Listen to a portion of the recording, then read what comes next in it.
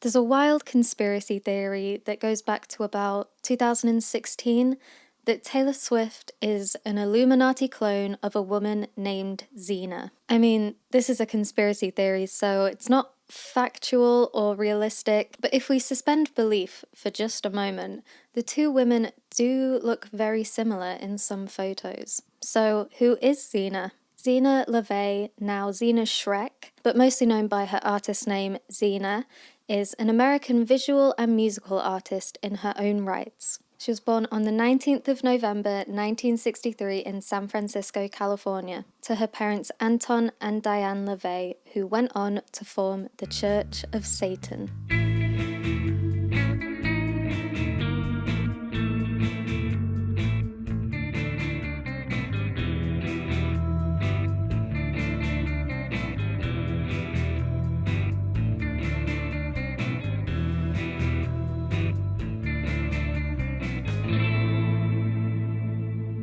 Hello, welcome back to another episode of A Witch Lives There.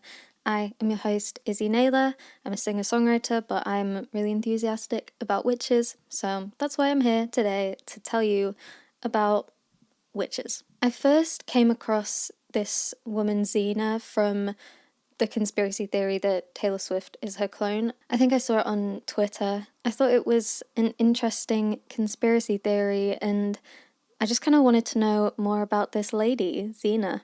So for this, I'm kind of calling her the first daughter of the Church of Satan, of modern day Satanism, but her life story in general is just very interesting. To kind of understand her story, we need to know a bit more about the Church of Satan. Before I start this episode, I do want to give a brief trigger warning that there are accusations of child sexual assault and threats involved in this story. Whilst it's only a tiny, tiny little sentence in this story, I wanted to be able to give you the warning so you can decide whether or not you want to continue with this. Anyway, on with the episode.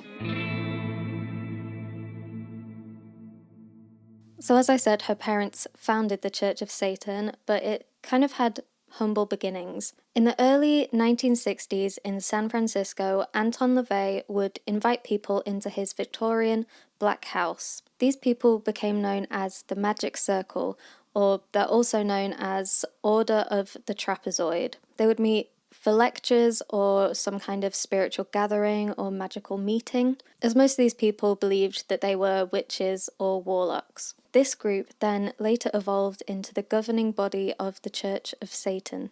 Some of those who apparently regularly attended LaVey's soirees included the Baroness, Karen de Plessen, who grew up in the Royal Palace of Denmark, Dr. Cecil Nixon, Kenneth Anger, who was an underground filmmaker, City Assessor Russell Walden, Donald Werby, who was one of San Francisco's most influential property owners, Michael Harner, who was an anthropologist, as well as a number of science fiction and fantasy writers, artists, attorneys, doctors, law enforcement officers, and apparently even the grandson of a US president. Anton LaVey wanted to break apart the ignorance and hypocrisy fostered by the Christian churches by establishing something new, free of strict doctrines with attitudes of blind faith and worship. He wanted people to be able to apply the black magic he and his magic circle were using. So Anton LaVey created the first organized satanic religion, allowing himself and others to practice black magic openly. Anton had decided the date the Church of Satan must be established.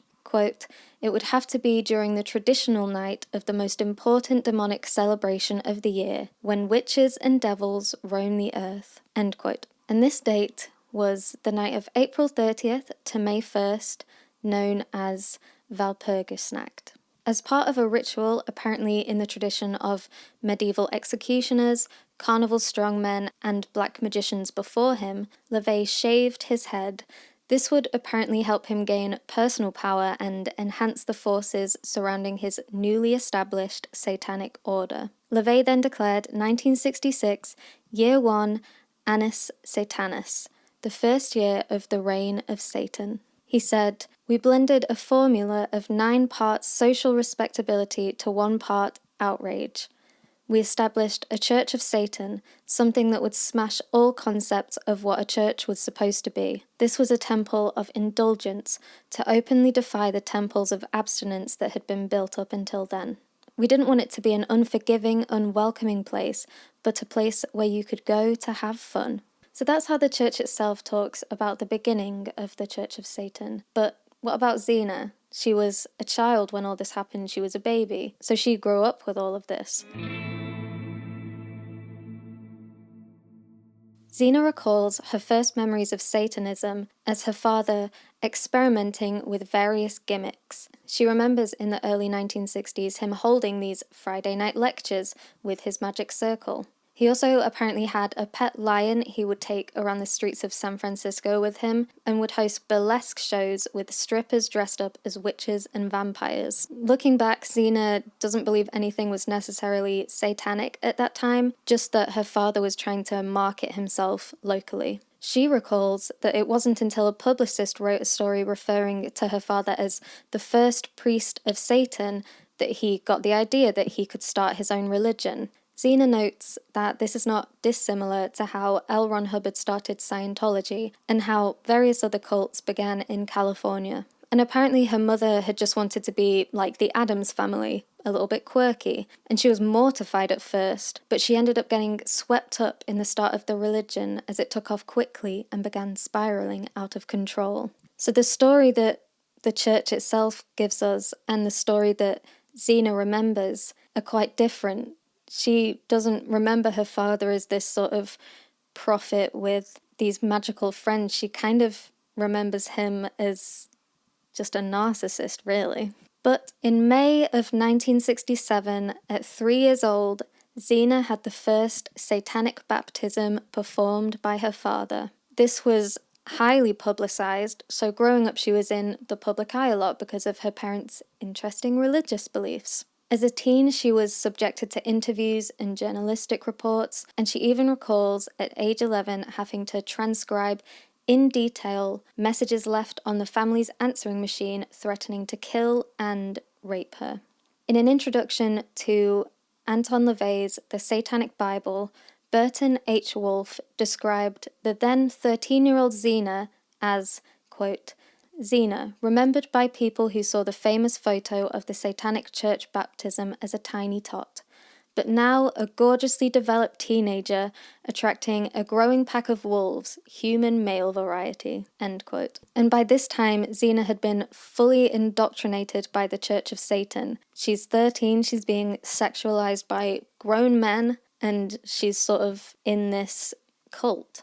Also, as a 13-year-old, Zeena became pregnant and gave birth to her son at only 14 years old. Apparently 2 weeks after delivering her son, she was forced to move out with no financial support from her parents or the father of the child. She's quoted saying, "I was desperate to find a way out of what seemed a hopeless situation." At 15 years old, Zeena took the high school equivalency test so that she could leave high school, and at 16 she passed the test and started working and enrolled in City College San Francisco, where she was able to take drama and gymnastics classes with no charge. So fast forward to when she's 22 years old, Zeena became the High Priestess of the Church of Satan in 1985, and it's around this time that she would receive more death threats with the rise of the Satanic Panic.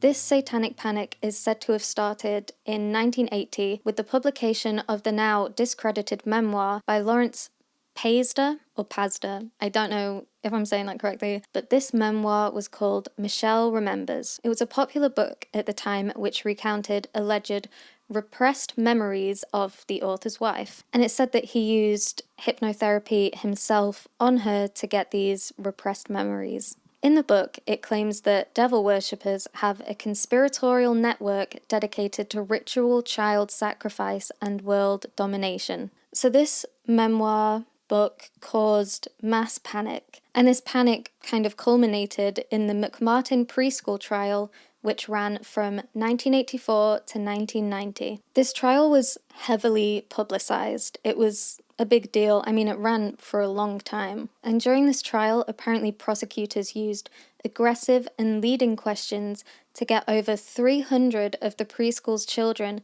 to testify that they'd been sexually abused by their teachers as part of satanic rituals. Eventually, all of these charges were dropped, but the media still sided with the prosecutors, and they would often single out the Church of Satan as the culprit. All of this bad press led Zeena to volunteer as the Church of Satan's first spokesperson.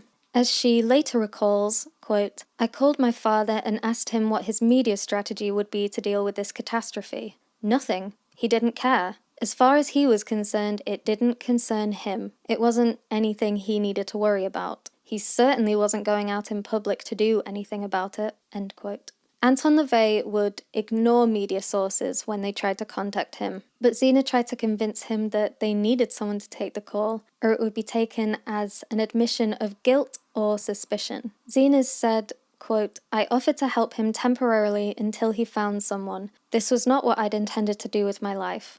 I had other plans." End quote. And this was mostly because the members of the church that were there from the 60s and 70s no longer participated in this satanic religion, or at least not at the church. There just wasn't a Church of Satan anymore. As the spokesperson, Zeena appeared on many national television programs, even appearing on the Sally Jessy Raphael show alongside her then husband, and on this show they were debating with several Christians who were also invited onto the show. And this is where people have probably seen Zeena and thought, oh, you look like Taylor Swift in this light. So after this, Zeena continuously denied the rumors that the Church of Satan was in any way involved with ritual abuse, especially with the case that had been ongoing at that time. Finally, Zeena's interview on KJTV with Tony Valdez in 1990 was the last interview she granted as public representative